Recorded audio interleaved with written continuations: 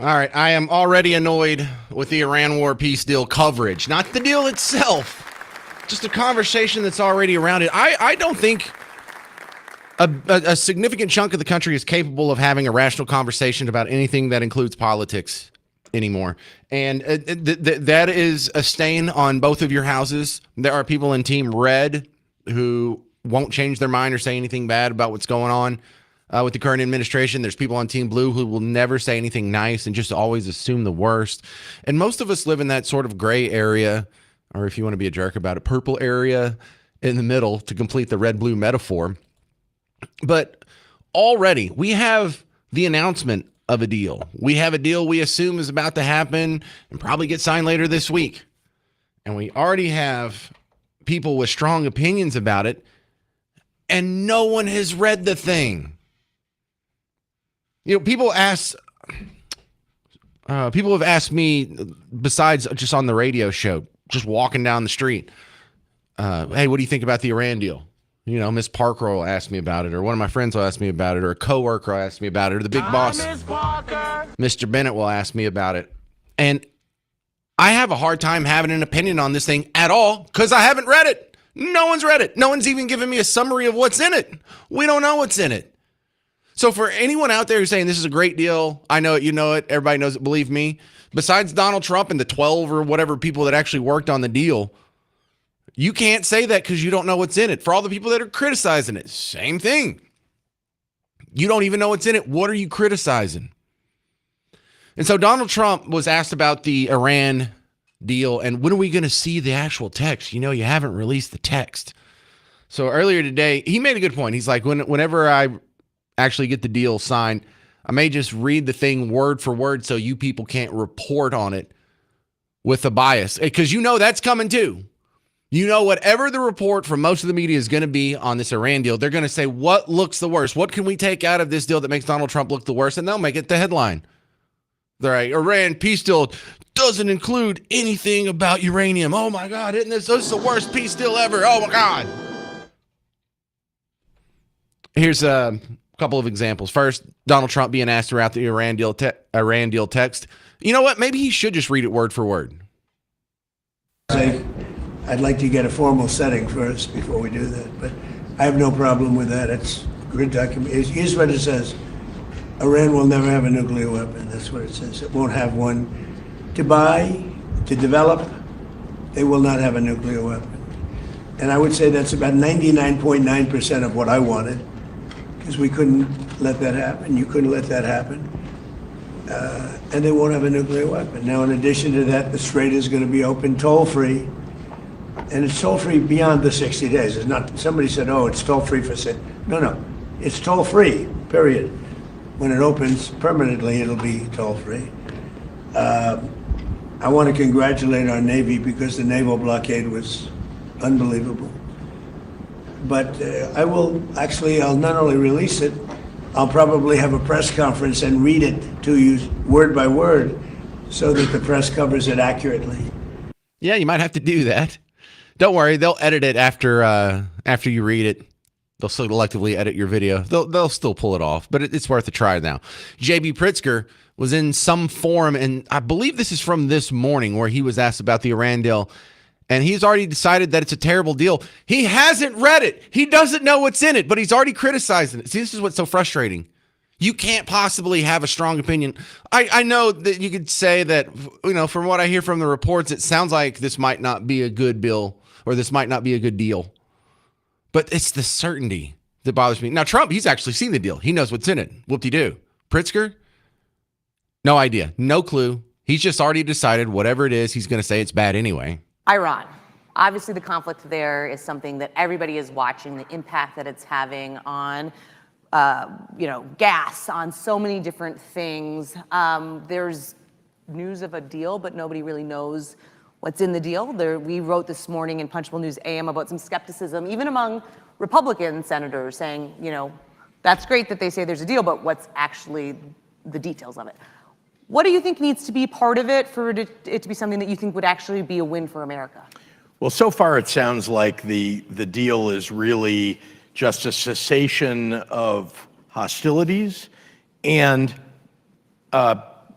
pushing off into the future negotiations about things, which it opens the Strait of Hormuz, but it begs the question, why did we get involved in this conflict in the first place, which I believe to have been an illegal war, should have gone to Congress and gotten a resolution from Congress to authorize it. But look, I think the question I think we're all going to have to ask is this any better than the JCPOA that was already in place when Donald Trump tore it up in his first term?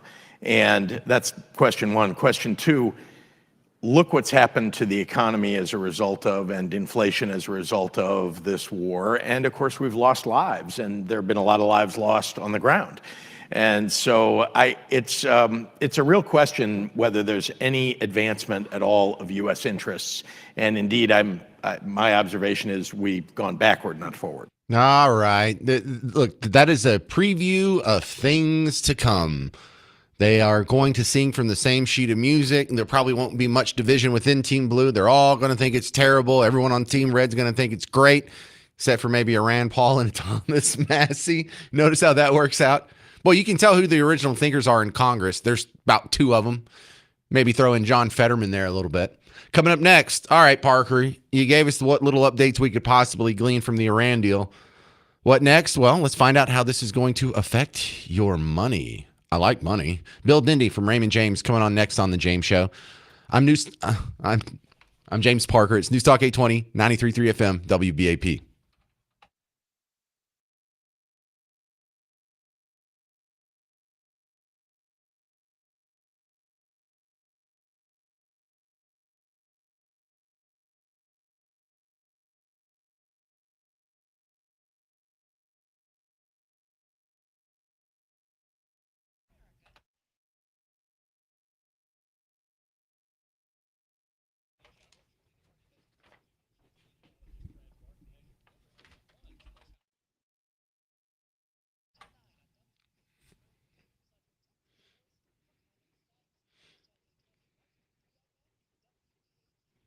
You know, you may not even realize how much pain is changing your life for the worse. James Parker here for QC Kinetics. For every time you decline to take a flight of stairs, whether it's to take the elevator or maybe you got to take the handicap ramp up, for every time you decline to go jump on the trampoline with your grandkids because, you know, your back will freak out, or every time you have to pass on playing catch with your grandson because of pain. Well, you might not have to live like that. You might just go to QC Kinetics, give them a call, go check out the consultation, like what you hear, try out a couple of their treatments till you find the one that works for you. You go through a few cycles, pretty soon you never have to talk to them again because you are in your new pain-free future. It's not going to make you young again. It's not going to make you 21, but it can give you some of your youth back. It starts with you making the phone call to QC Kinetics, 972-972-8610, 972-972-8610.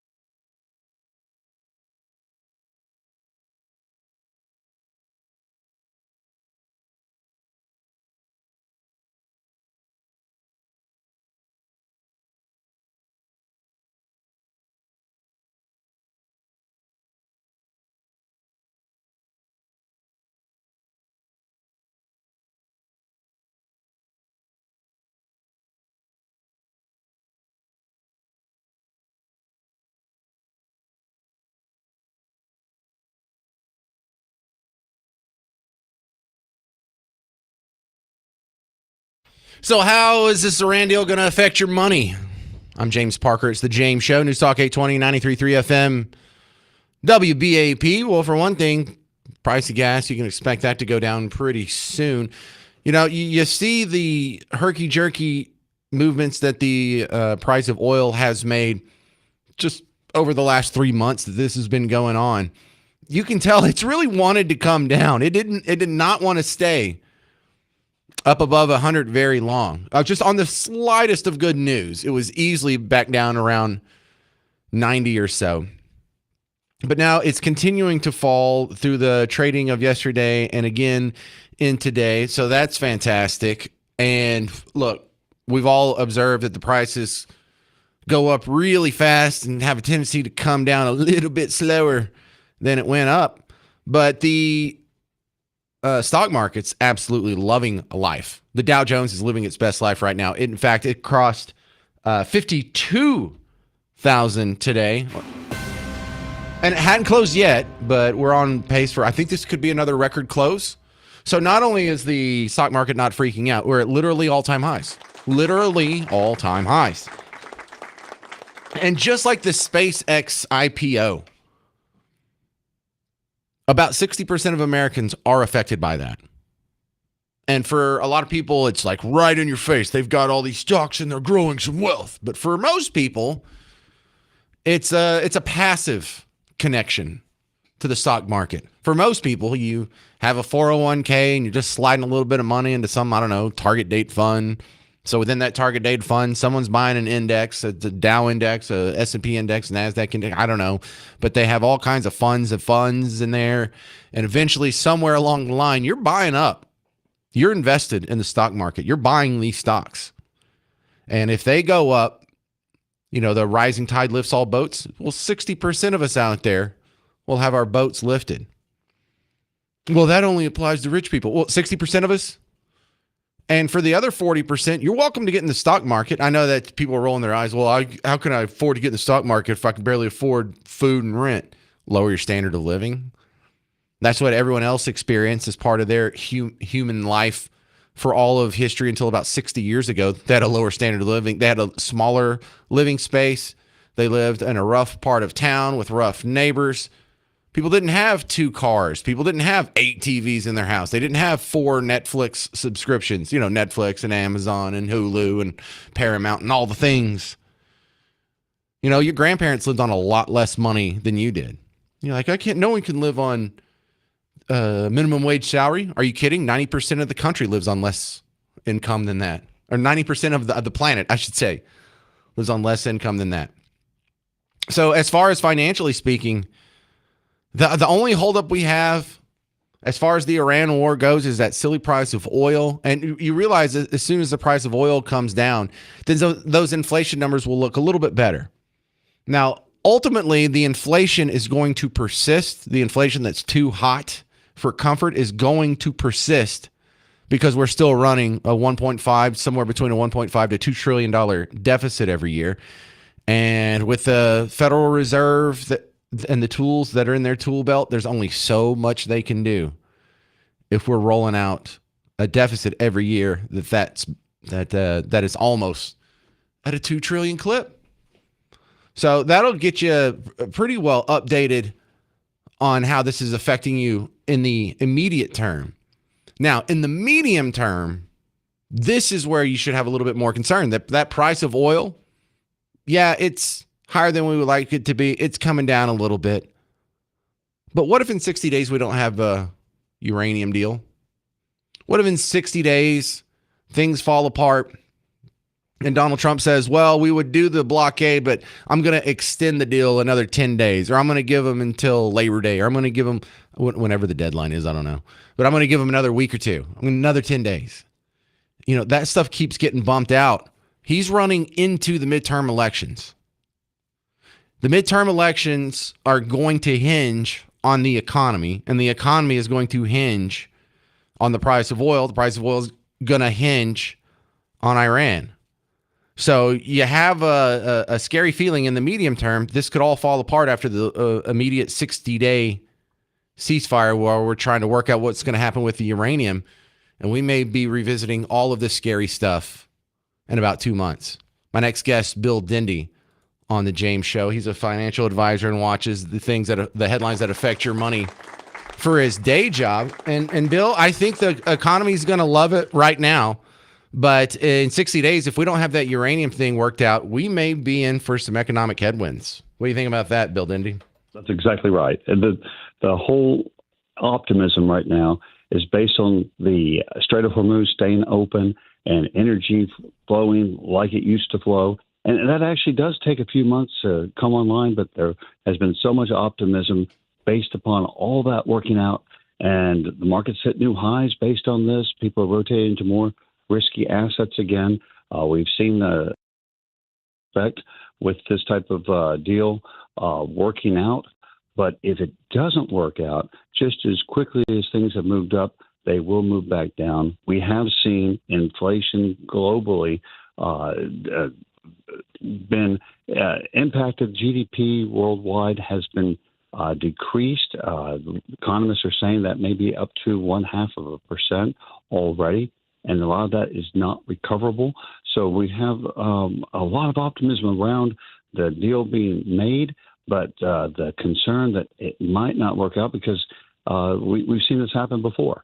And so the markets are showing that in the way that they're trading. The bond market, we did see interest rates fall a little bit, but not much. You would expect the interest rates to come down a lot more, but the concern is there is inflation in the system. It's not just the Strait of Hormuz issue. The Fed is getting ready to have their first meeting, and we're going to see how that impacts the market.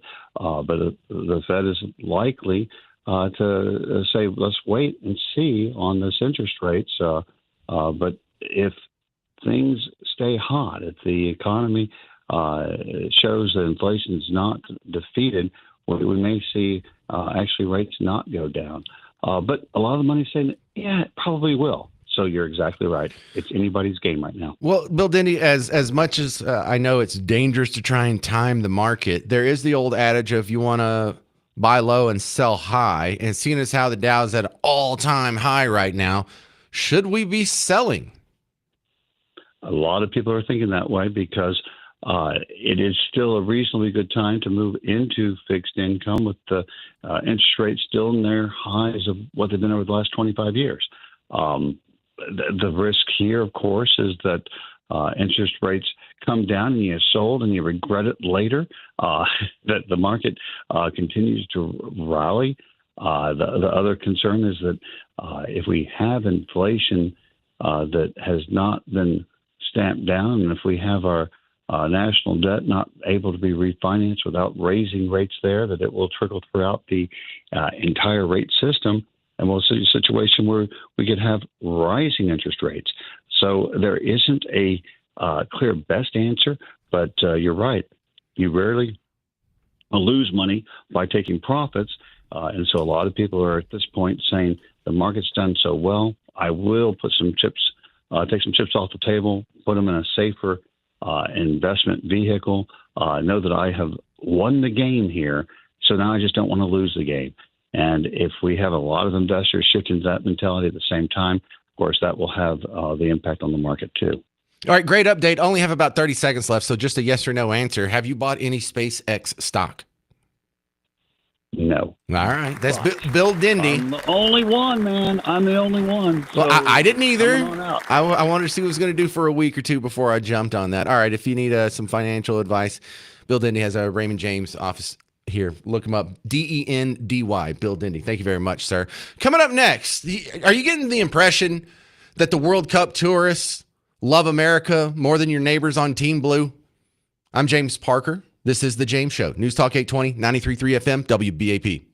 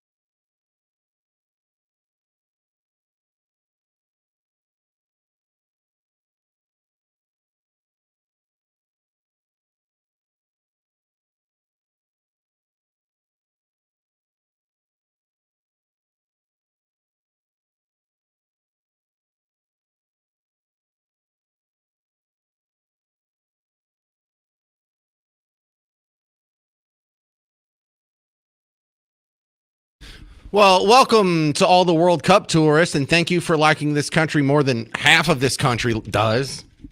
I'm James Parker. It's the James Show, News Talk 820 93.3 FM WBAP. Your home for Markley, Van Camp, and Robbins. And they've made this observation too. You know, the Bernie Sanders of the world, the AOCs, your favorite celebrities and movie stars, probably some of your favorite musicians as well, just love to go out and tell everyone what a terrible country this is. It's full of hatred and bigotry and gun violence and burning crosses all over the place. And the really terrible part is if you get out of the safe, sane, civilized big cities and you venture out into the scary hinterlands in the rural areas where there's white rural rage. Well, World Cup tourists are coming over here and figuring out the truth is exactly opposite. I knew it. You knew it. But they're like, yeah, all the scary, sketchy, violent parts are in these big cities, and the safe, open, generous people are all out in the country. They're not bad at all. They're not xenophobic. They're not racist. They're not hateful. They're not like, where are you from? You from Croatia? We don't like your kind around here, boy. No, they're actually, I walked past some Croatians when I went and got lunch. I'm over here by the American Airlines Center, and there's a game today, and there's a bunch of them that were on this patio in Victory Park. And I was like, hey, Croatia, huh? And they're like, yeah. I'm like, well, welcome to Texas, boys. And just keep on walking. That's it. Oh, really? We're just not terrible people? So if you play these back and forth, back to back, it's almost like, can we trade these tourists for some of our Team Blue neighbors? Can we trade in exchange for getting rid of the people who think we need to have an exodus from this country, in exchange for the people who think, oh, if Donald Trump wins, I'm moving somewhere else, or this is terrible, or it's how come every other country has gun control and universal health care and we don't? Well, move there then. Wouldn't it be better if we traded some of these awesome tourists for some of these haters? Here's my favorite one, I think, is Robert. He's from the UK. He rented a big, giant truck. And he's driving it around, and he can't wipe the smile off his face. I've been driving for 5 minutes now, and I can't wipe the smile off my face. I'm driving a Ram truck in America. Like, look how sick this is. Country music on the radio. Go on. I'm going to Hooters in a Ram truck in America, boys. Yeehaw! Praise for freedom. Yeah. So he loves it. But did you notice something else? Everything they love about America, you're told to not like. They like driving around in a big truck. Who thinks big trucks, oh, they're just compensating for a small penis. You don't ever need a truck that big. It's killing the climate and you're just carbon footprint or whatever. What does Team Blue want to put you in? They want to put you in a tiny car. They want to put you in a Ford Focus, or maybe even better, a hybrid like a little Prius, or maybe even better, we can put you on one of these little electric scooters, or even best, on a bicycle. Now, if you have no transportation, we'll shove you in a train. What do they not like about America, the tourists that are coming here? Number one, they do not like the public transportation. There was some Japanese tourists, 2 in the same day, that landed at DFW. They came to their hotels on a train thinking, yeah, well, this is what we do in Japan. It's probably the same here. And they realize it's not the same as the train that goes from Osaka to Tokyo. This train is a little bit more like Judgment Night, the Emilio Estevez movie Judgment Night about the south side of Chicago. They're like, Jesus, it stinks. There's a bunch of scary people on here, a bunch of homeless people sleeping, some guys peeing in the corner. And then they get to the downtown of all these giant metropolitan areas, and they're like, this is sketchy. This is not clean. This is not safe. I can tell by looking. What's with all the graffiti and trash everywhere? But they go out to red state America, or just red parts of America. They're loving life. So you just heard Sean from the UK, loving it. Going to Hooters. Oh, no. Objectifying women and fried food with 1,000 ingredients in it. You're told to not like that stuff. That's exactly what they're liking. So let's go to last night. They did what was this concert? Rise Up, Sing Out concert for the First Amendment. So there's some committee for the First Amendment, and it's not really about the First Amendment. It's just a Team Blue capture thing to try and exploit people's fealty to the Constitution to make a point. But Robert De Niro was there, and he was actually saying he doesn't love America. And then he explained why he doesn't love America. And I'll play it for you next. And I know this is going to be hard for you to digest, But they're not just saying they don't love America. They mean they don't love America. Because, a lot of times they're just saying things, white rural rage, look out for evil, violent white people from the country, Team Red people.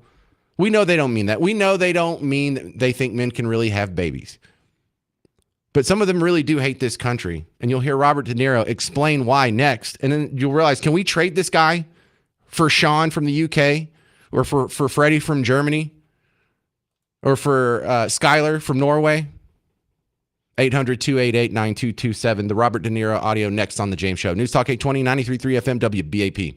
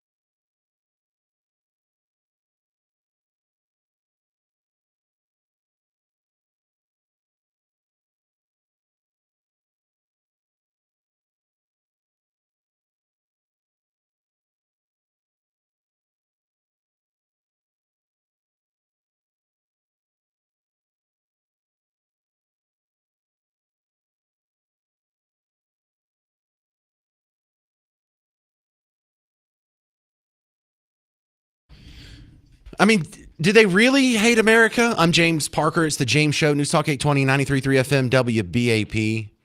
I feel like some people just say this for effect. Some people just say this because it's kind of the cool thing to do. Or really, you know, a lot of it feels like when you gripe about your siblings. Remember when you were a kid, you're like, man, I hate my brother. He's a butthead. But if someone else said, man, your little brother's a butthead, you'd be like, shut up. Right? Oh, my sister's a B word. But if someone else says your sister's a B word, you're like, hey, what's wrong with you? So I feel like maybe it's familial like that. But Evan Sayet tells the story of how he became a Republican. He was born a little Jewish kid in New York City. So, you know, understandably just raised New York City on Team Blue as a default. And then when 9/11 happened, you know, people were his entire life saying, yeah, this country sucks. This country's terrible. But when 9/11 happened and it was time to say, all right, we need to do something to defend this country. And they said, nah, we probably deserved it. It dawned on him, a lot of these people really don't love this country. They really do hate this country. And when they try and explain why, it makes it even worse. So here's Robert De Niro yesterday talking about why he doesn't love America. Now, I think he's being sincere here. And it leads me to the conclusion, if you truly believe in the mainstream ethos of what Team Blue is selling in 2026, how could you love America? Later, the letter stated, regardless of our political affiliation or whether we engage in politics or not, we all love our country. So when we, not so fast. The phrase, we all love our country, stuck in my throat. Because our country isn't so lovable right now. I hate to say it, but loving our country is starting to sound like an abused spouse saying they love their abuser.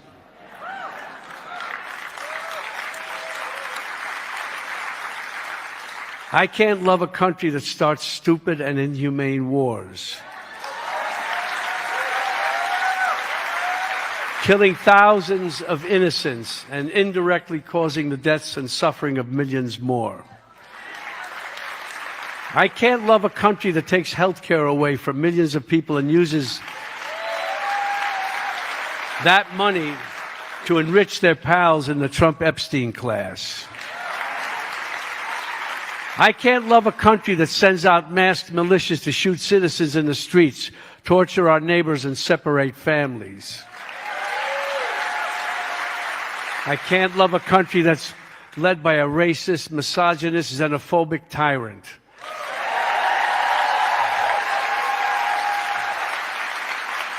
And let me just say it. I can't love the country that's led by Donald Trump and his.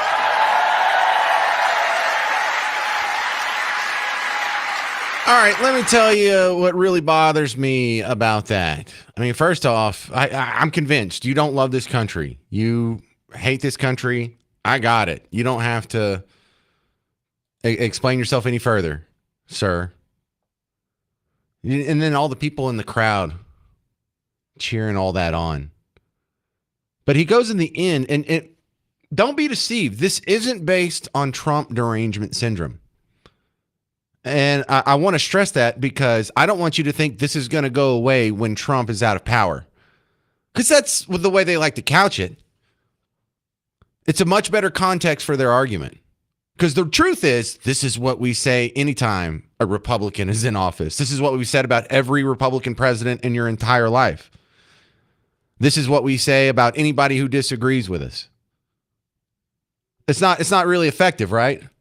What they like to tell you is, well, I mean, I didn't like George W. Bush, but he was way better than this guy. I didn't like George H.W. Bush, way better than this guy. I didn't like Ronald Reagan, but I would kill for him over this guy. This guy's way worse. No, he's not. This is what y'all said about every Republican president in my entire life, and probably before I was born.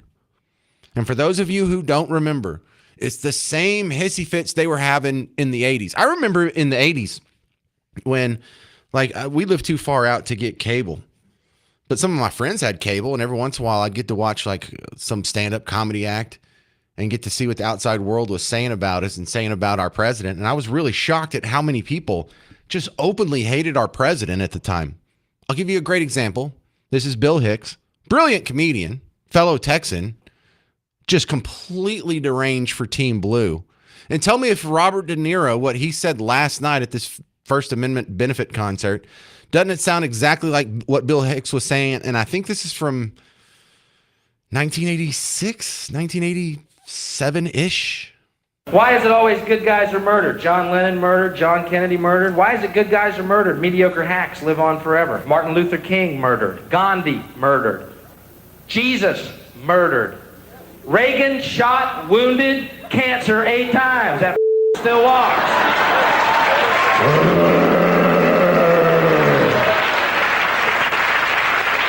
This guy's like Jason at this point, man.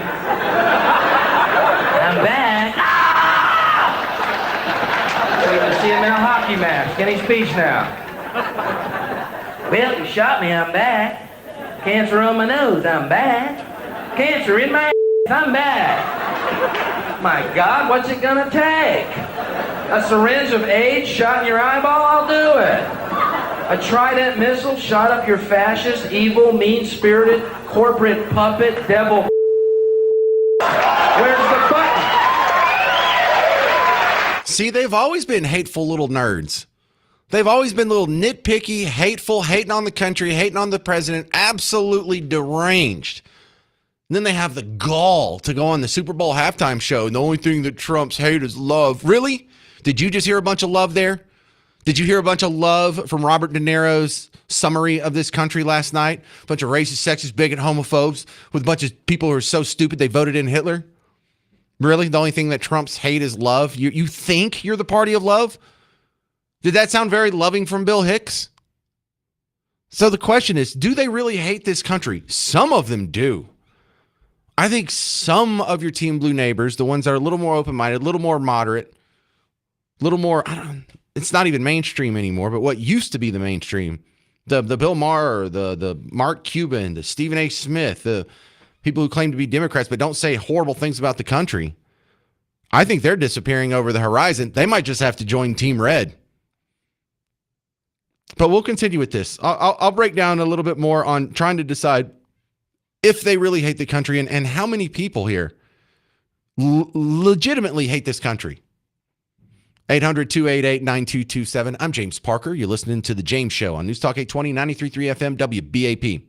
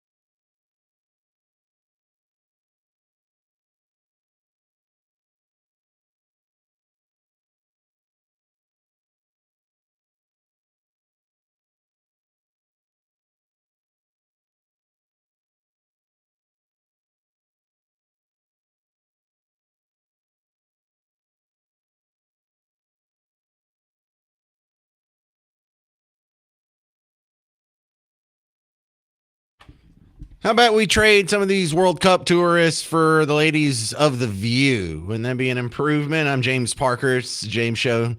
News Talk 820, 93.3 FM, WBAP.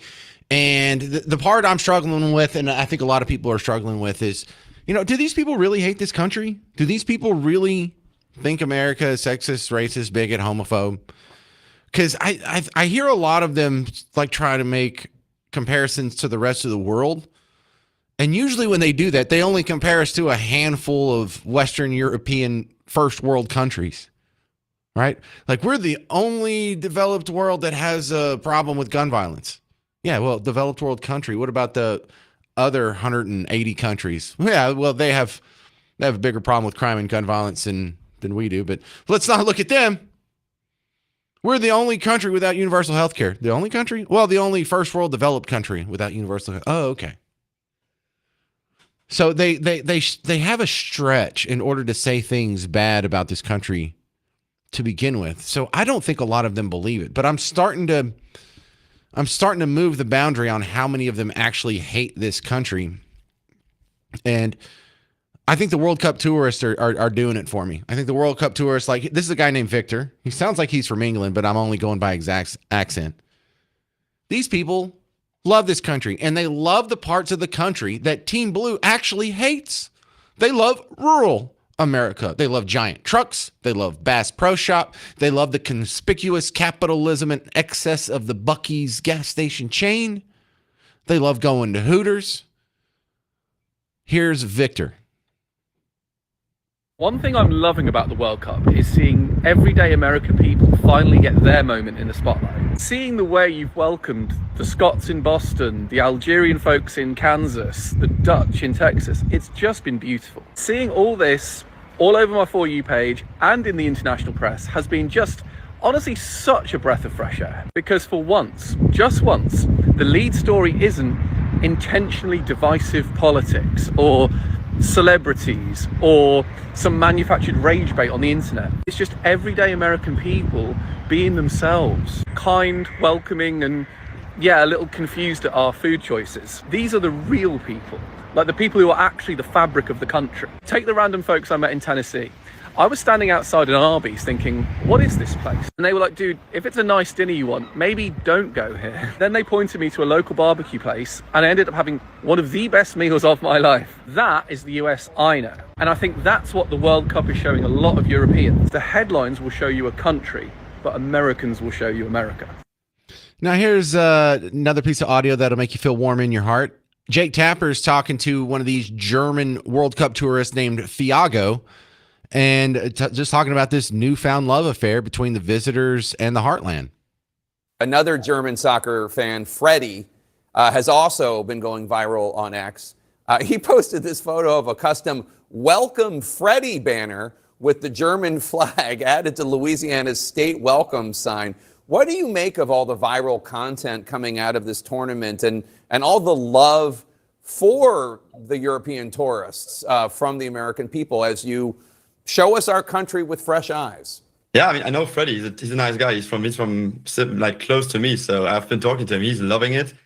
He's more touring the South. I did Chicago, and I think it's more like because in Europe we have a lot of rather negative news about the Americans in the last 5 years, let's say that. And I think we are all enjoying like the fact that this country is so great to visit. The people are amazing, so welcoming. The culture is amazing. It's like Europeans are getting a new view of America right now, I think, through our content, and that's cool, I think. All right, now here's going to be the ultimate head slapper. You ready for this? I feel like I shouldn't even do this because this is almost too mean to do. But let's put that right next to Larry Reed. Do you remember Larry Reed? I played you this audio at the end of last week. You just heard different tourists from different countries come over here and say they love this place. They love the people. They love the hospitality. They love our culture. They love our food. They love our behavior. We're also friendly. We're also welcoming. We're also extroverted and nice and treat everyone like family. And there's some people over there saying we need a black exodus to Africa. And I'm saying this as a collective. Let's drain this place of its benefits and make our mass exodus and go home and build. Coming up next, you're going to hear a couple of sitting members of Congress. They're on a TV show in good old New York City, and they're going to be asked who they're rooting for in the World Cup. New York City! And neither one of them are going to say America. This is not a bit. This is not a skit I picked up from some old Dave Chappelle show. This is not some skit that Shane Gillis has put on his social media. This is legit audio from yesterday. You'll hear it next on The James Show. 800-288-9227. I'm James Parker on News Talk 820, 93.3 FM, WBAP.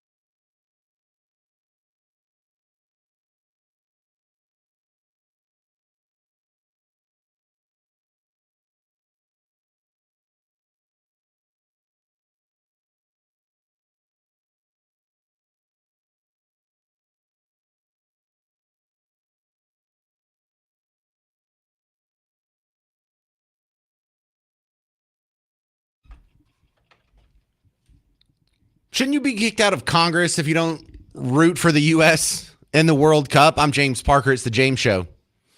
News Talk 820, 93.3 FM, WBAP. You know, a couple of World Cups ago, we weren't even in it. So then if someone asked you who you're rooting for in the World Cup, I would accept another team. But what happened is two people in Congress, I've never heard of these people until today, were asked, who are you rooting for in the World Cup? Now remember, the United States is in there. And the United States, we've only had one game, and we won 4-1. We're in great shape. There's no excuse to not say the United States. And remember, he's not asking, who do you think will win the World Cup? He's just asking, who do you like? Who are you rooting for? So the first guy you're going to hear, Adriano Espelate, he's going to say Mexico. And then there's Daria Eliza Chevalier. She's going to say Senegal. And I just want you to hear this with your own ears. They really don't root for this country, do they?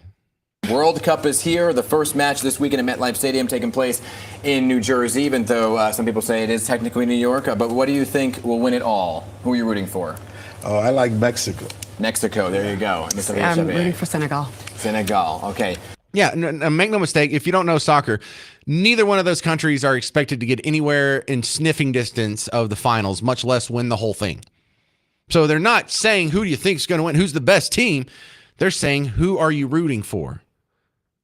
And freaking Senegal got mentioned over the United States. Senegal.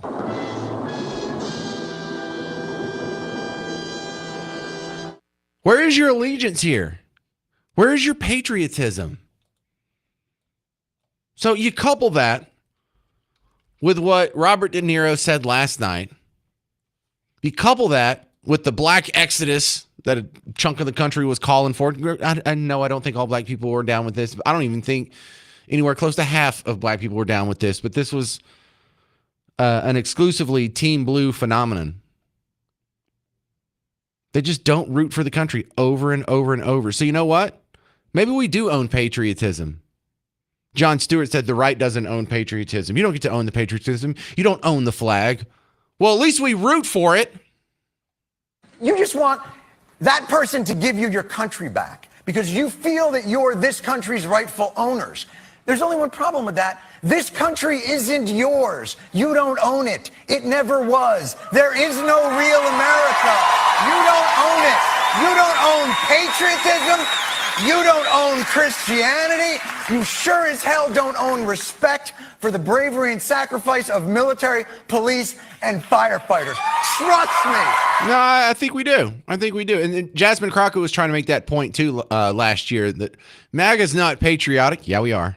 You can wave all the flags you want to, but I am telling you right now that the most unpatriotic people that we have in this country are MAGA and this president. Oh, yeah? Not the people that are calling for an exodus? Not the people that are giving long speeches in some big concert last night using their star power and celebrity status to explain why they don't love America? Yeah, we're the ones who aren't patriotic.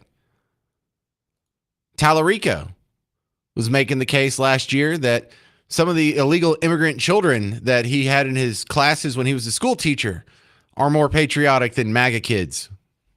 On the west side of San Antonio, I taught a lot of students who were undocumented. And I don't want to stereotype, but those students tended to be the most patriotic, the hardest working students that I had in the classroom. They understood something about this country that even I, as a native-born American, often take for granted. Yes, they understand something about this country that you stupid inbred white people can't understand. You dumb MAGA Republican inbreds can't understand. Can you just say something nice about this country for 5 seconds? Can you say something nice about straight white Christian males for 5 seconds? You want to run this country down every chance you get and then lecture us on how we don't own patriotism. Stop it. Stop rooting for other countries. Stop rooting for Senegal and Mexico over the United States. 800-288-9227. 800-288-9227. Getting you caught up with Freddie. Freddie from Germany is probably the biggest storyline on the World Cup tourist.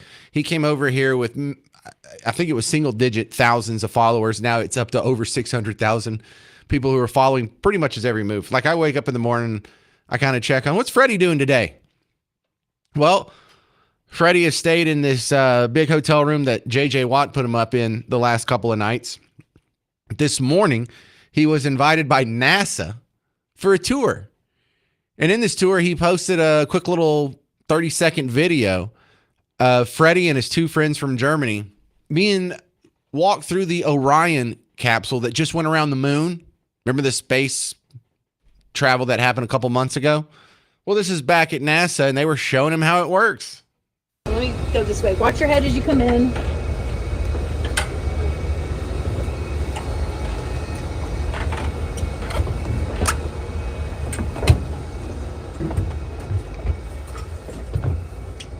So that would be your pilot and commander.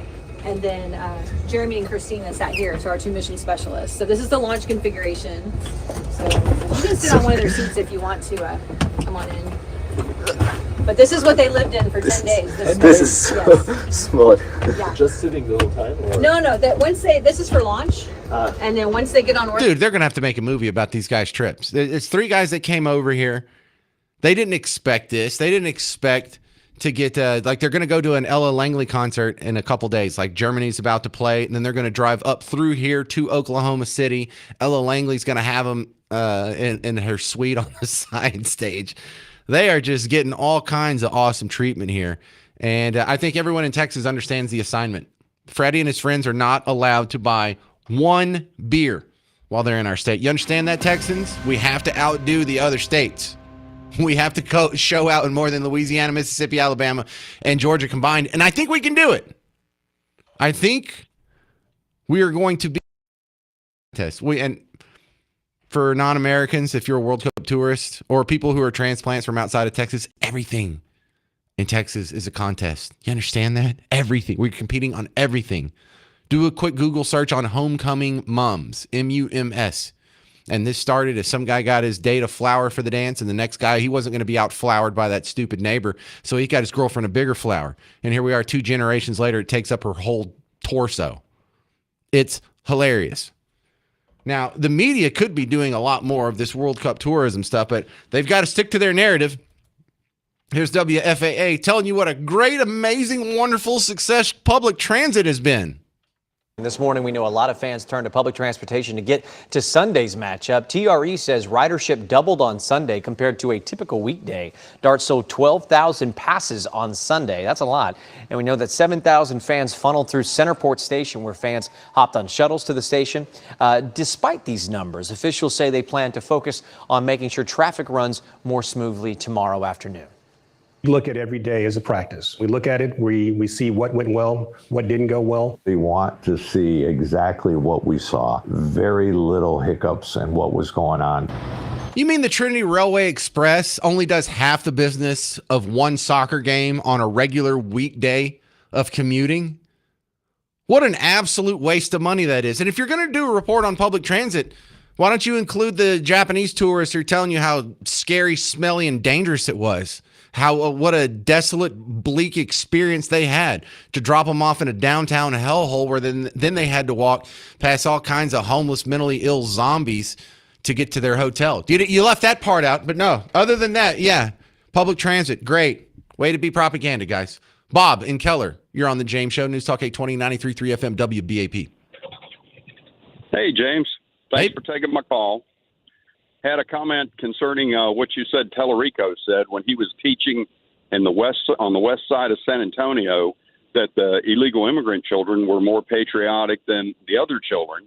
And I don't know the demographics of West San Antonio, but I'm guessing maybe all the kids in his class were Hispanic. So I don't know if he was trying to just claim that, they're more patriotic than the white kids, but if all he had in his class were Hispanic, then the American-born kids that are Hispanic, then I guess they're not as patriotic as the ones that had just come across the board, is what it was sounding like to me.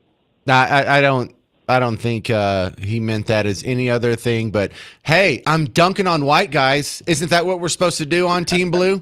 Because there's no logic behind it. And in fact, there's no way illegal immigrant children can be more patriotic than the average American child that he is taught. I mean, it's not even believable. Yep. All right. Well, good stuff. Bob and Keller gets it. And the question becomes, do they really not get it? Do they really believe it? Do half of them truly believe this and the other half are just going along with it because that's what they think they're going to say?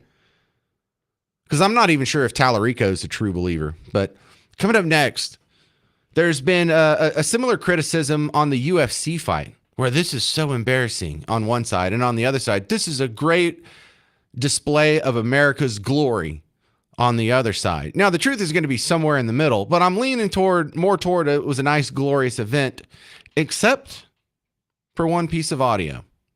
And I'll play that next for you on The James Show. News Talk 820, 93.3 FM, WBAP.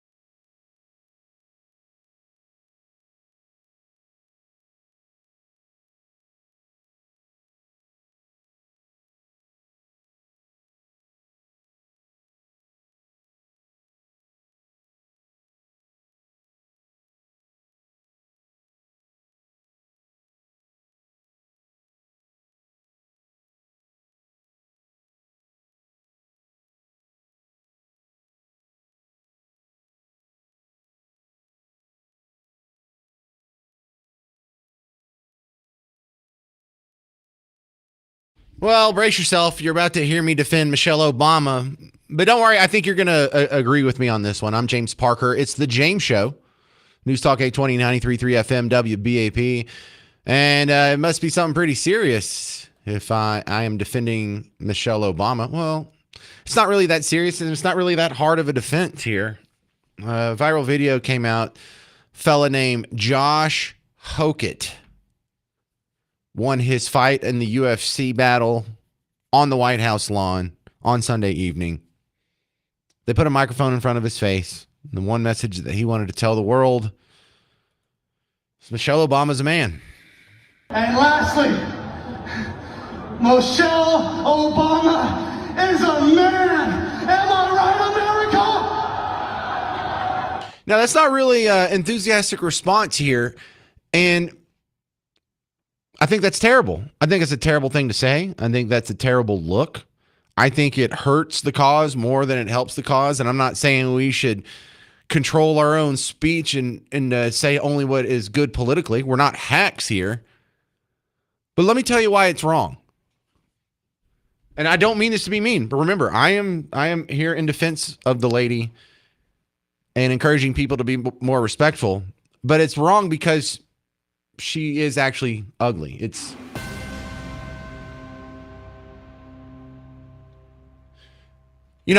when they say Melania is ugly, when they didn't put Melania on any magazine covers during the first term, the entirety of the first term is like the longest she had gone without being on a magazine cover was being the first lady. It's not really that offensive, and you and I didn't lose sleep over it because we both know she is just shockingly beautiful, like in the top 1% of natural beauties on earth. She was a supermodel for a living. She's married to a billionaire, and it's his third wife. So, of course, she's going to be beautiful. So anybody running around making fun of Melania, it just makes themselves look bad. However, the Michelle Obama is a man thing, I don't like that. I don't like that. Number one, she's not a man. I don't think she's a man. Number two, you are pushing people away. Would you say something about her looks if she agreed with you politically? Would you be calling her a man if she was a Republican? Absolutely not. But you can't make fun of ugly people for being ugly. It's sort of like an unwritten rule of comedy. Like no one made fun of Barbara Bush, but Barbara Bush was not attractive, was she? I don't know what she looked like when she was in her 20s, but when she was in office, aren't you glad they didn't make fun of her? Wouldn't that have kind of hurt your feelings? Wouldn't you have thought anybody who says something terrible about this poor old lady is just a bad person? Well, that's what I think when people call Michelle Obama a man. Like if you're saying it behind closed doors and you're saying it as a joke because other people have said it and you're kind of tapping into that vein of comedy, cool, whatever. But in public settings, it's not going to fly. And it's going to cause this whole other storyline for people who may have otherwise been open to listening to us when it comes to an economic issue or a foreign policy issue or any of these other cultural issues. We are reaffirming the propaganda that we're the mean people and not the party of love. We're the party of hate. We run around calling an ugly woman ugly. Immediately after the event, Shane Gillis, one of the top comedians in the country, walking back to his car, TMZ catches up with him, a reporter from TMZ. They do the paparazzi moment. And this is what they asked him about. Hey, Shane, how'd you enjoy the night, man? It's pretty cool. What do you think of Josh Hokett's joke? Can you please? What do you think of him saying Michelle Obama's a man? I didn't love that. Didn't love it? How come? Why did you think? So now we have to have this conversation. Now, instead of talking about other issues, remember the way the media works is they look at an event and they say, what can we take out of this? What can we report on this that helps the narrative the most? And you can't be giving them atomic bomb ammo like that. Now, it is known that this is not an attractive woman. Here's a viral video that I had to play last year. And it was talking about the Michelle Obama situation and the propaganda here. I get it. The idea that we had to listen to her be called beautiful for the last couple of decades deserves a pendulum swing in the other direction. You just can't go that far. Most unbelievable pieces of propaganda that I experienced growing up was when Obama was getting elected. The media just kept going, oh, that Michelle Obama, she's so beautiful. I was just like, what are you talking about? Yes, This right here. It's so funny this guy brings this up because that's exactly how I felt. I'm like, this is clearly propaganda. Because it doesn't matter. It's not a race thing. It's not black, white. This lady is dog. And I have a story about that. My mom's boyfriend at the time, I remember sitting there, we're all watching TV, and out of nowhere, this says, oh, she's so beautiful. Nobody ever uses any other term like she's pretty or she's gorgeous. No, it's always beautiful. That's how we know it's like Operation Mockingbird propaganda. And then I know the Mockingbird propaganda works hard because it doesn't even make any sense. I had to have this conversation with my mom because she's one of those brainwashed Democrats as well. But I caught her saying, Trump is such a loser. Trump is such a loser. And I was like, what? That whole narrative that the Democrats really buy into is insane to me. If that's a loser, that's the kind of loser I want to be. I want to be a loser who has a big private jet with my name across the side of it to let everybody know it's not rented. I want to be the kind of loser who has buildings all over the world with my name on it. I want to be the kind of loser where everywhere I go, I make money. And people are so stupid. They're like, oh, he declared bankruptcy several times. Yeah, that's how rich people keep their money, dum-dum. So if you're one of those people who actually believes Michelle Obama is beautiful and Trump is some kind of a loser, congratulations. It worked on you. So let's be honest here. She's definitely not beautiful, but she's definitely not a man. And, you know, we have different grades. I know in the country we have terms that may not directly translate to city people. But when you look at the terms of like the ugliest thing you can call somebody, man probably is the worst. I believe second worst in the hillbilly lexicon of my upbringing would be swamp donkey. That's like the ugliest you can be and still be a woman. She's not that. She's not even that. She's not even that busted up. There's other grades, but I don't want to get through it. She's, I mean, average, just lost in the crowd at best. She's not noticeably, like visibly repulsive, but she's not beautiful. And is because of that why you got to stop calling her a man. Stop calling her ugly. This doesn't look good. This doesn't help the party. This doesn't help the cause. This makes you look like a bad person. I'll continue making my case next on The James Show. 800-288-9227. 800-288-9227. I'm James Parker on News Talk 820, 93.3 FM, WBAP.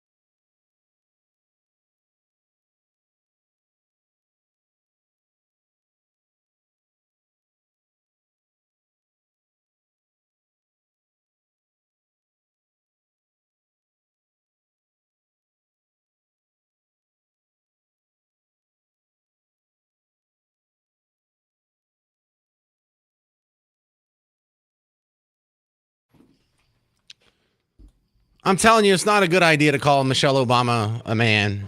I mean, it's kind of funny because she is not very attractive and has some mannish features. And I get the temptation because she's done nothing but run this country down her entire life. But one thing, I'm James Parker, James Show, News Talk 820, 93.3 FM, WBAP, your home for Markley, Van Camp, and Robbins from 11 to 2, yada, yada. But when Michelle Obama runs down this country, like going all the way back to the earliest writing we have from her that I've seen is her thesis when she went to Princeton. Her doctoral thesis or whatever she ended up getting was about how because of her skin color, because of her race, that no matter how good she is, no matter how smart she is, no matter how educated she is, no matter what she accomplishes after Princeton in her career or in her family life, she will never be accepted as truly American. She will never truly be accepted as part of this society as a whole. And that's a terrible thing because America didn't make her feel like that. She was trained to think like that. Look at what all the World Cup visitors are saying about America right now. Wow, we feel so at home. She's over here 50-something years into this experience, got to be the first lady of the country for 8 straight years and live in the White House. Still doesn't feel like she's included in this country. And if you're mean to her, if you keep saying she's a man or she looks, I don't know, like, how do I say this without getting in trouble? If she looks like she's in a different hominid genus, how about that? You're almost proving her right.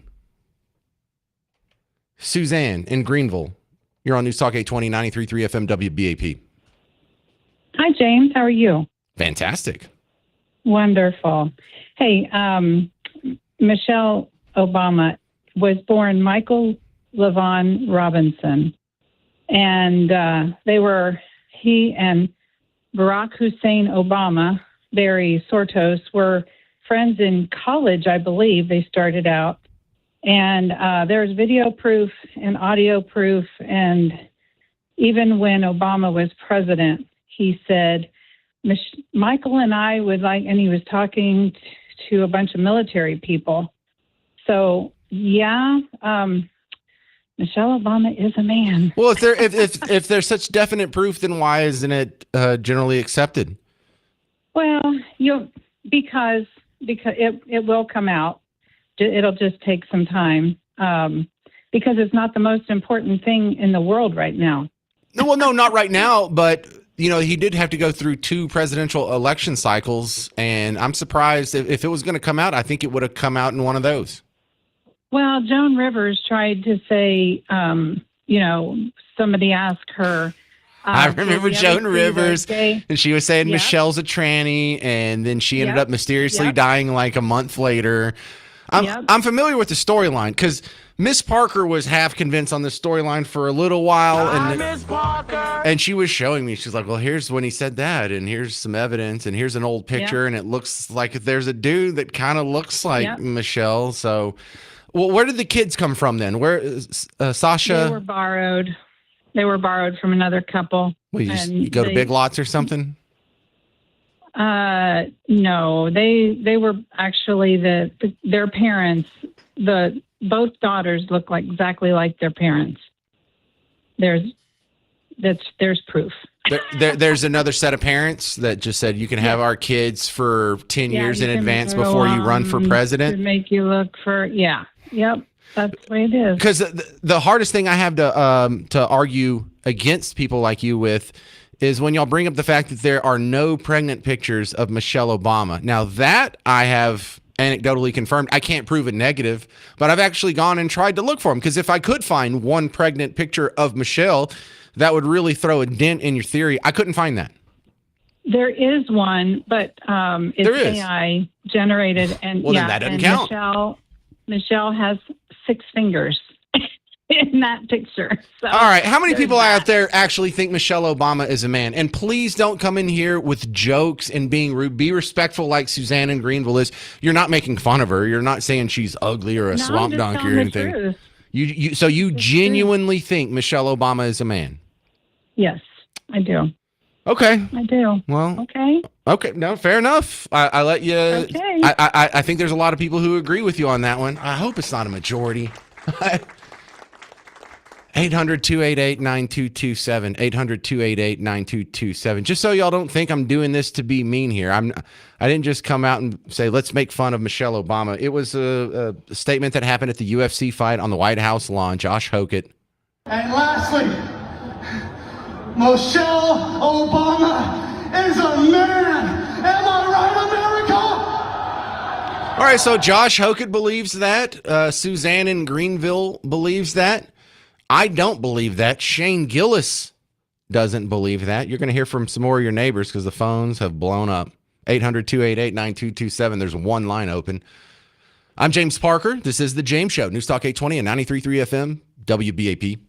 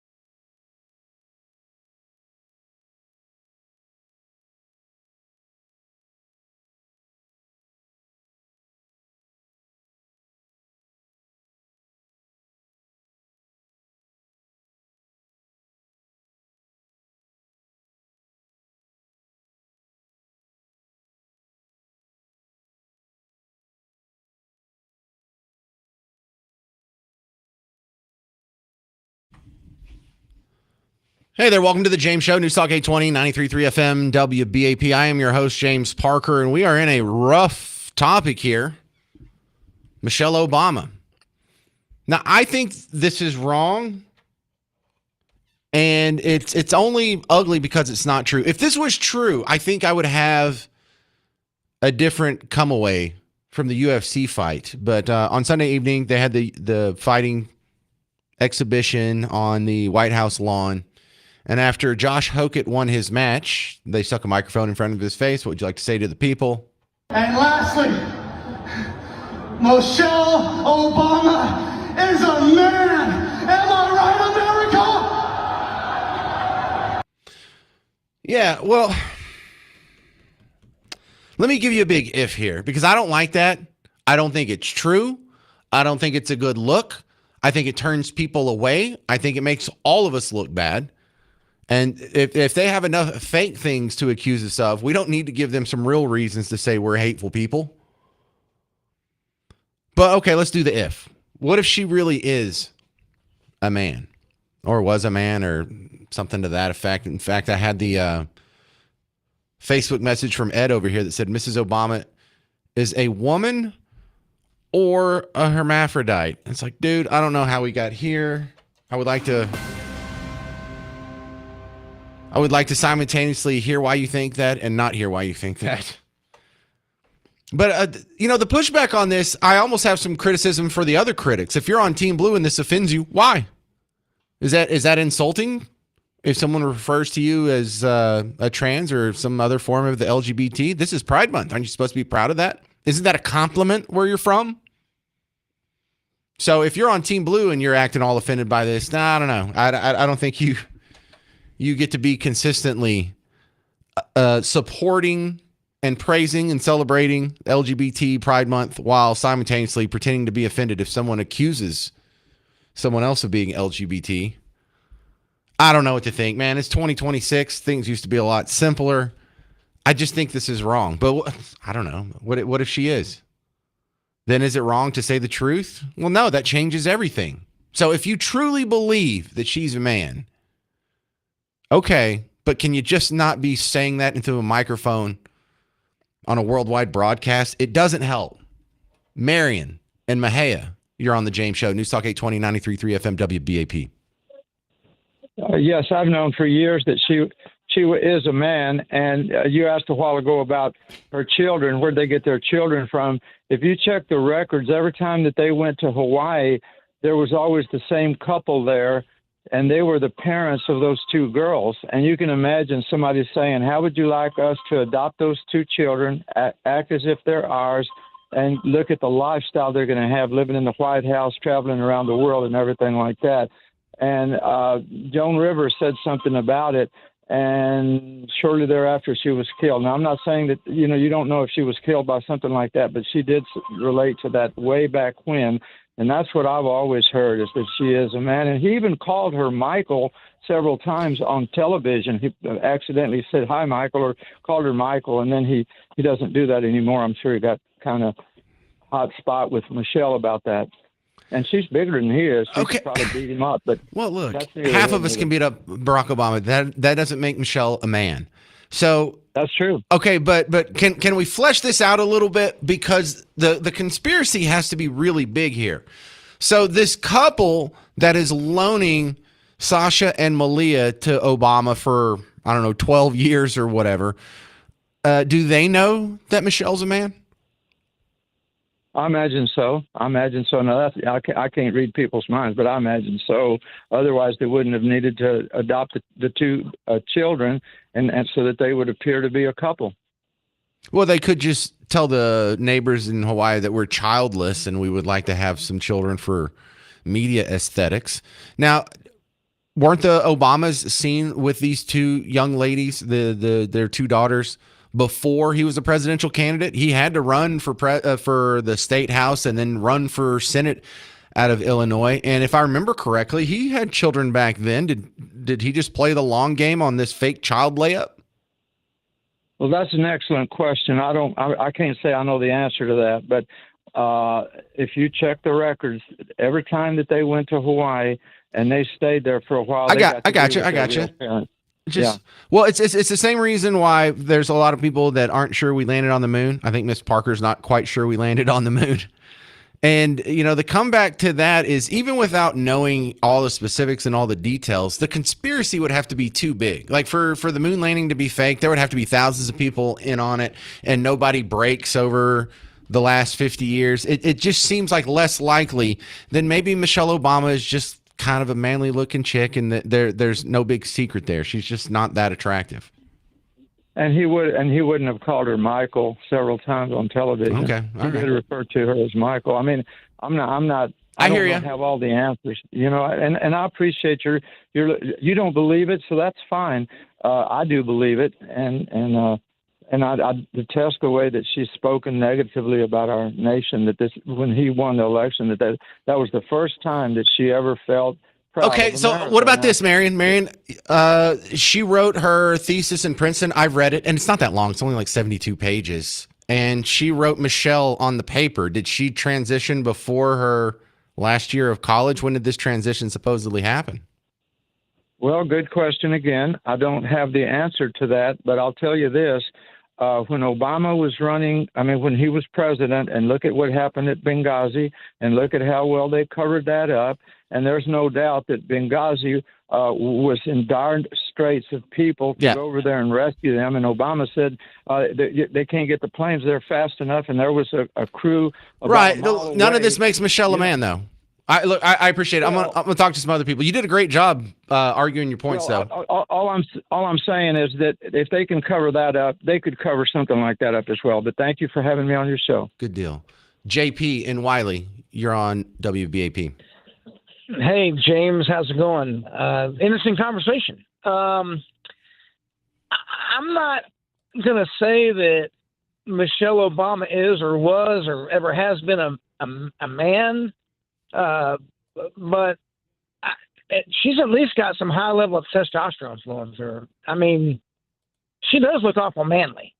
I know, but if like I can't make fun of fat people because I'm not fat. You realize, like, if you're a comedian, the only comedians that can make fun of fat people are fat comedians. You understand that? And so it's only hurtful because it's true, or there's a kernel of truth to it. She doesn't, because from her point of view and the point of view of our Team Blue neighbors, if she's not really a man, then you're just making fun of her for being ugly, and she can't really help that. And we've all kind of agreed it's not nice to make fun of people for immutable traits. You know, you don't make fun of handicapped people. You don't make fun of people for the color of their skin. You don't make fun of people for being ugly. You just, it makes you look like a bad person when you say it, even if it's true. 800-288-9227. I don't think I'm convincing anybody today. I don't think I've changed one mind, and that's all right. I enjoyed the discussion. Coming up next, Chris Putnam's going to jump on from the Dallas Express. So we're going to talk about some World Cup parties, but also the next WBAP station event is a joint event that's happening with the Dallas Express to celebrate America's 250th birthday party on July 1st. We'll tell you when and where and all the good details next on The James Show. News Talk 820, 93.3 FM, WBAP.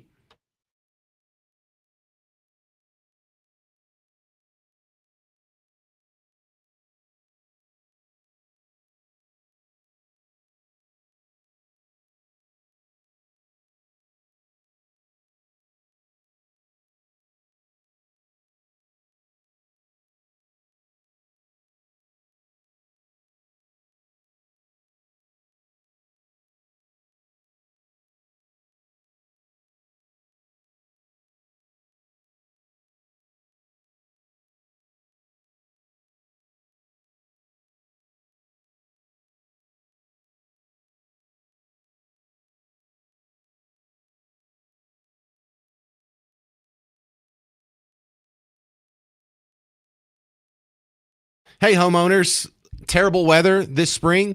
It's also lasting into the summer. I mean, I'm looking out the window right now, clouds. If you are getting any of this bad weather, if you are getting any of this hail, if you're getting any of this high winds, you might want to get your roof checked out. You know what? Go look at it right now. And then when the next storm goes and blows through, if you see any changes, you got to call Blue Ribbon Roofing. James Parker here for Blue Ribbon Roofing.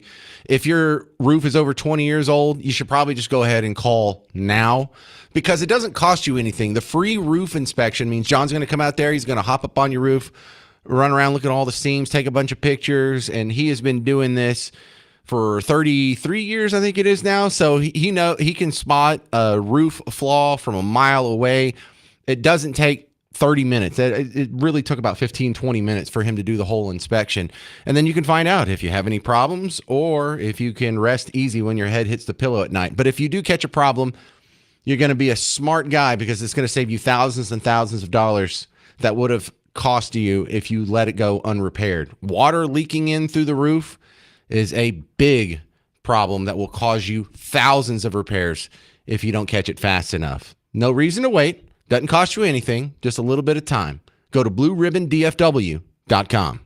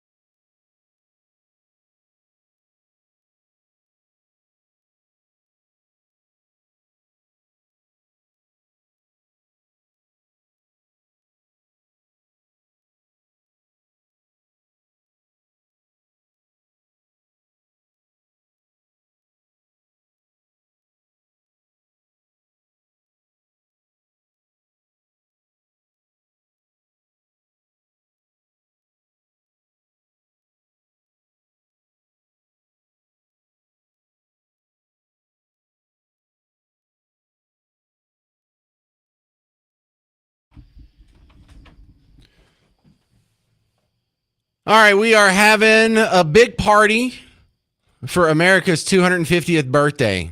I'm James Parker, News Talk 820, 93.3 FM, WBAP.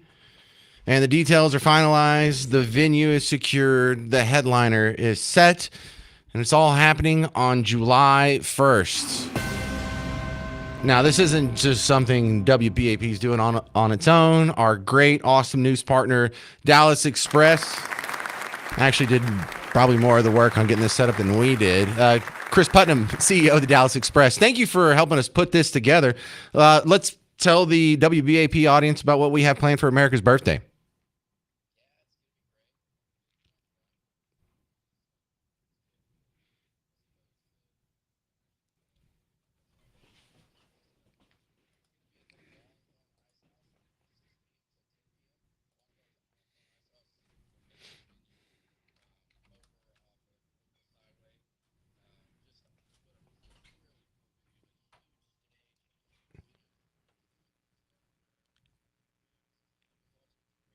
Isn't there a really popular business that's behind it? I just can't think of which one it is. What? Could be anything. Slipped my mind. I don't know. I think they have like Bible study there or something. Or I think that's it. Okay. Yeah.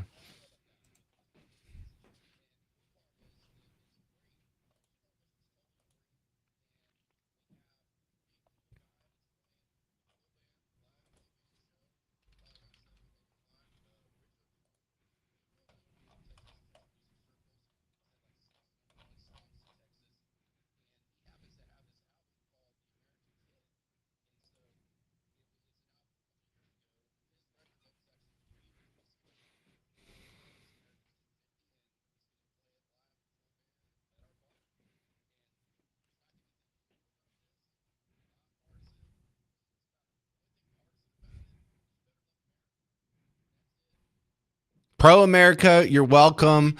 If you hate America, you know what? You should probably come anyway and just be exposed to this and sit through it and seethe. But who do we think? How did we get this to be free? I see y'all. We scared up some sponsors: Ben Abbott and Associates, Basin Ventures, Clay Cooley, Marineland.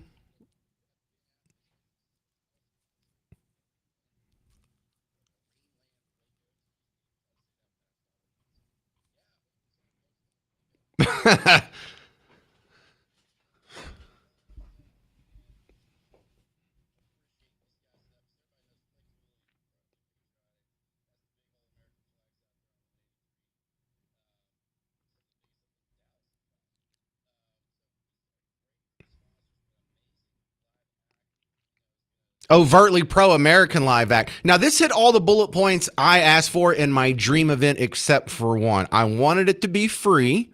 I wanted there to be some live music and an overtly pro-American act, which we have in Rich O'Toole. I wanted it to be centrally located geographically to the WBAP listening area. I just the only bullet point we didn't get, it's not going to be the perfect event, is we can't bring kids. Well, I assume Longhorn Ice House doesn't normally allow kids in, and I'm kind of split because they have that porch now, the backyard. Isn't that the same thing they got going on there?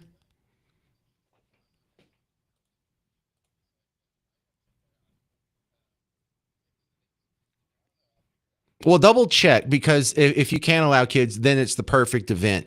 But I like it being free because I'm a person who has a lot of kids. So if I am bringing kids, I gotta get 6 tickets.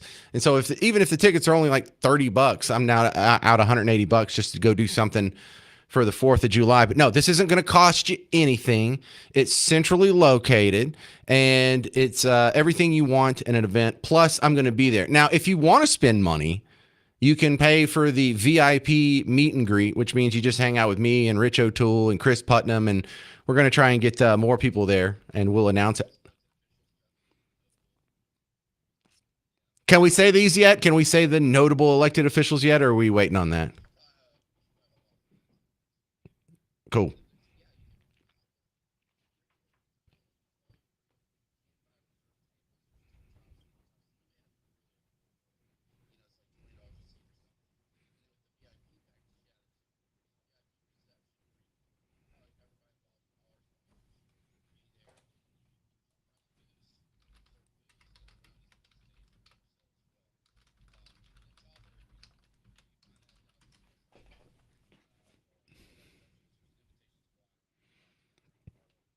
You know, it'd be really cool is if we had some of these World Cup tourists who were in town and you're looking for something to do, your budget's getting a little stretched thin, you want to do something that's very American to sort of signify and remember this trip by.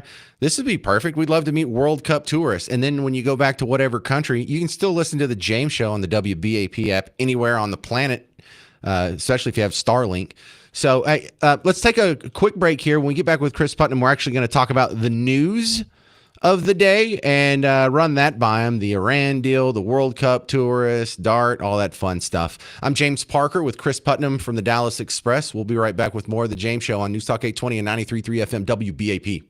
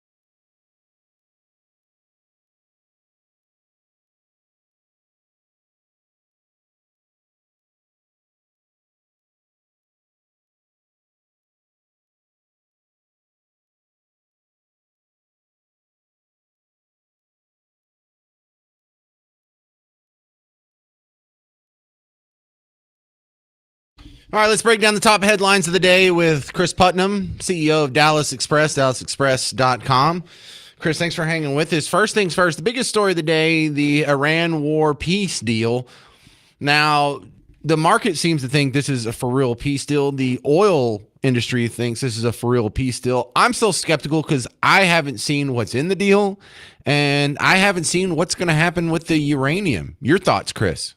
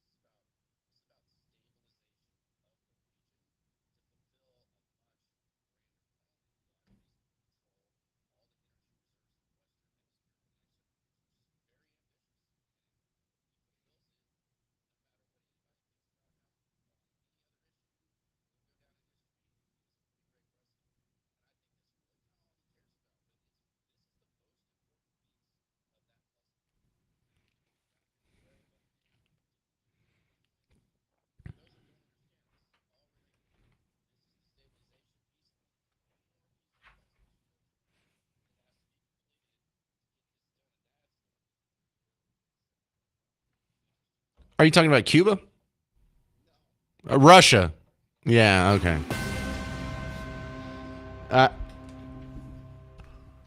Well, my concern here is that we have 60 days to figure out what we're going to do with the uranium.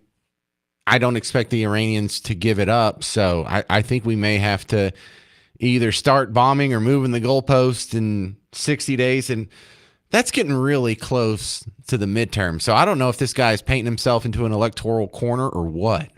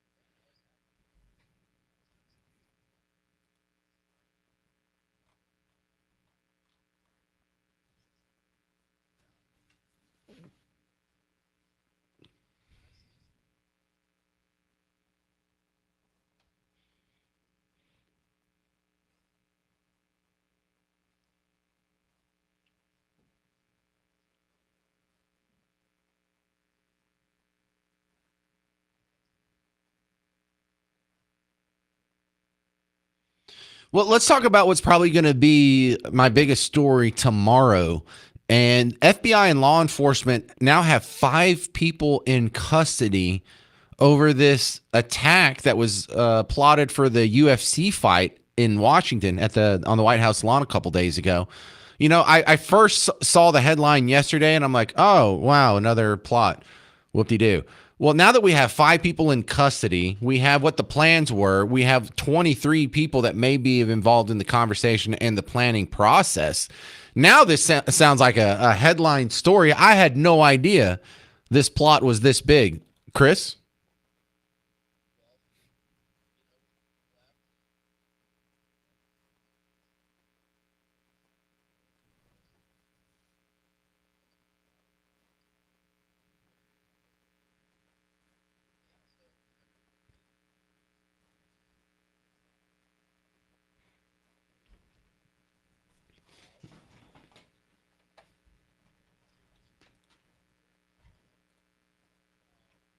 I know we're going to talk about Josh Hokett said Michelle Obama's a And man. lastly, Michelle Obama is a man.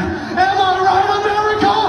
Yeah, and another reason that's not a very nice thing to say is it gives them an excuse to focus on that and not the fact that a bunch of loony, murderous, bloodthirsty leftists are so deranged with hatred for Trump, there was going to be another attempt on not just his life, they were just going to start taking out anybody on Team Red that fit the bill.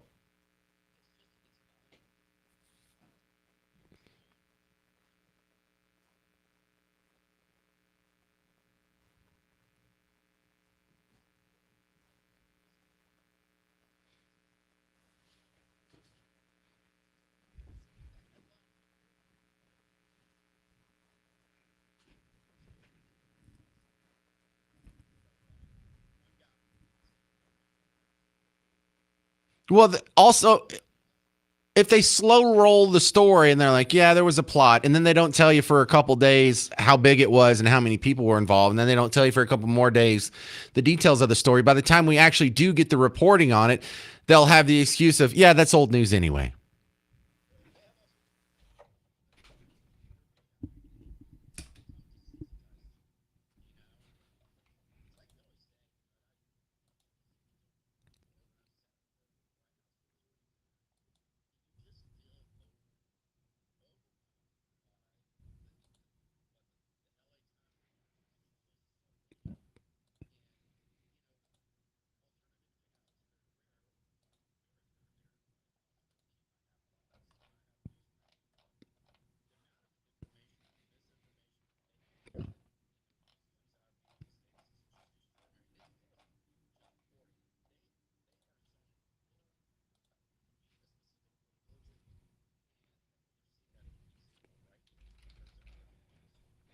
All right, this is Chris Putnam, CEO of the Dallas Express. Come out and join our party. The Dallas Express is teaming up with WBAP and the Longhorn Ice House to bring you America's 250th birthday bash. Rich O'Toole, a Texas country artist, is going to sing some patriotic songs, including cuts from his album American Kid. It's happening Wednesday, July 1st.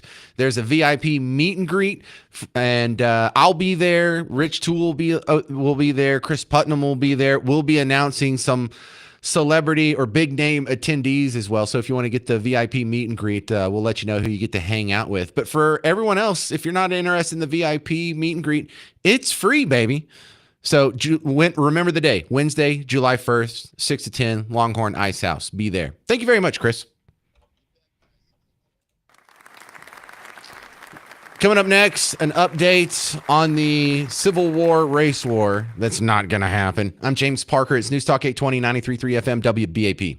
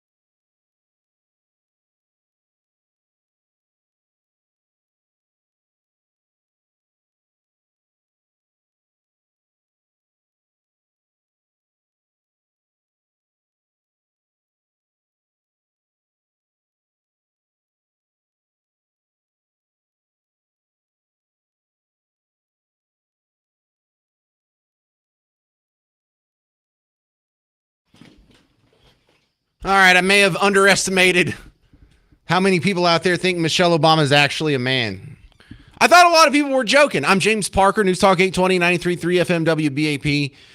I thought it was just a funny thing to say because she looks kind of masculine. And look, she's not ugly. She's just not beautiful. And that's kind of annoying how you were told she's a fashion icon and so beautiful and stunning and all this goofy stuff for years and years and years. Meanwhile, Melania Trump gets no such treatment.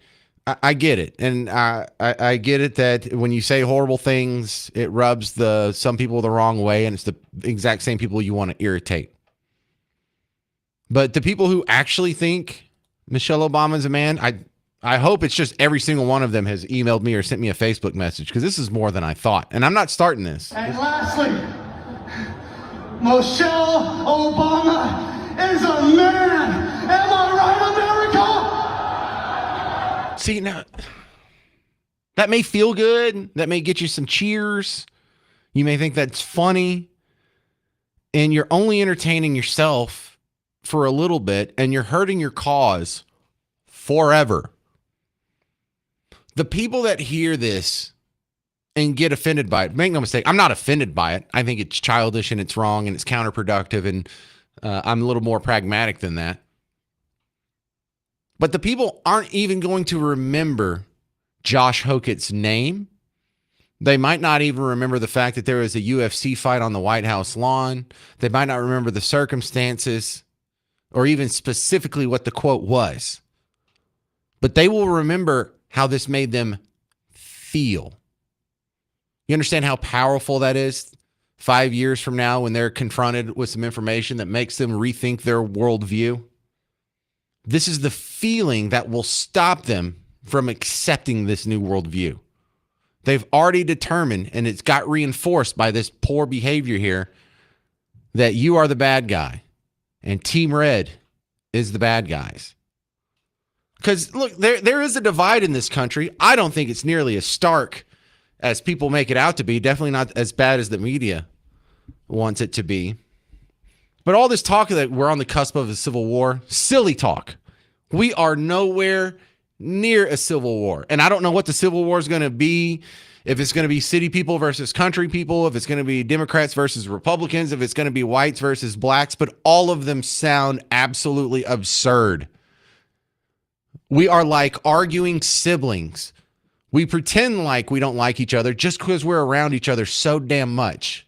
But we are brothers around here. At least most of us see it that way. Here's a viral video from a fella named Brandon. That's the only info I got on his identity. But he's a brother who was talking about the silliness of Civil War talk between blacks and whites. You gotta be high on the spectrum if you think BLK people can win a civil war against white T people. They will literally kick the black off our ass. Oh, there you go cooning again. There you go shucking and jubbing. No, I'm keeping it real. I'm keeping it real. Only thing they have to do is cut off our food and water supply. And then when they go to battle, they ain't got much to worry about there because most of us can't even hold a weapon properly. The only time we take out people is people that don't have other weapons in the community. And the small amount of people that are using the weapons don't even know how to use it effectively. I'm just being honest, bro. Let's go back to Dave Smith talking about the liberal versus conservative Civil War talk. Also insane. These dumb lefties celebrating. Like, what exactly are you trying to start here? Don't sit here and pretend you're ready for a fight. Like, what are you doing? Do you know?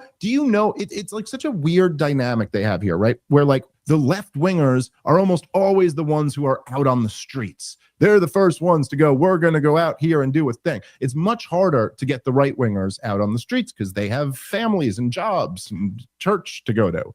But the right wing is so much tougher. So much tougher. Like if this ever came down to a fight, the fight is right wingers mowing down gender studies majors. So can we just stop with this? Can we stop being mean to each other? Can we stop pretending like we're not brothers and sisters who agree on about 95% of things? We just disagree on about 5% of things, and that gets exploited to drive us apart. For the most part, we all agree on the principles that makes America great. We all agree, just generally in principle, to free market capitalism over socialism, freedom of speech over censorship, freedom to keep and bear arms over restricting your weapons rights, and all these other freedoms, freedoms of assembly. They don't have these everywhere, and you and I agree on most of that. Can we stop acting like we don't? All right, hey, we have a special event that's coming up tomorrow. I have a storm warning. Stormy Daniels. Remember her? Some of y'all remember her from her work back in the day, sinners. She's not doing that anymore. She's now doing stand-up comedy, and she's going to be at Mic Drop Comedy in Plano. It used to be the Plano Comedy Club. They changed names a few months ago. But tomorrow night, the doors open at 6. The show is at 7. And we're giving away VIP gold tickets. And what that gets you is a 30-minute meet and greet with Stormy before the show starts. So you get a meet and greet, you get to take a photo with her, and you get reserved seats at the front. You can win these tickets from us. Text the word Stormy to 800-288-9227. It's the same number I give out to call into the show. You text that number, 800-288-9227. Text the word Stormy. And since the show's tomorrow night, go ahead and text now. I think this is the first time it's been mentioned on the air, so no one has signed up for this contest yet. Like, this contest is going to be whoever signs up now, and I think we may run a promo tomorrow, and we'll have to give them away by before the James show starts. So you have a really good chance to get Stormy Daniels tickets to see her do stand-up comedy at Mic Drop Comedy. But you get more than that. If you're a fan, you can go to the meet and greet on us. Text the word Stormy to 800-288-9227. Man, I kind of want to go to that. All right, that's going to do it for the James Show. Thank you very much for hanging out with me. If you need more James Show action, you can go check out the podcast. I spend a lot of time editing that and putting it up for you. Also, remember, I have a lot of great videos that are on all the socials. We're even expanding now, so it's not just the Facebook and the X/Twitter anymore. We're doing Instagram. We're doing TikTok. We're doing YouTube. We're all over the place. So wherever you're listening to podcasts or watching videos, just look up the James Show or James Parker or whatever. You can find me. It's good stuff. Thanks for hanging out. Mark Levin's next on News Talk 820, 93.3 FM, WBAP.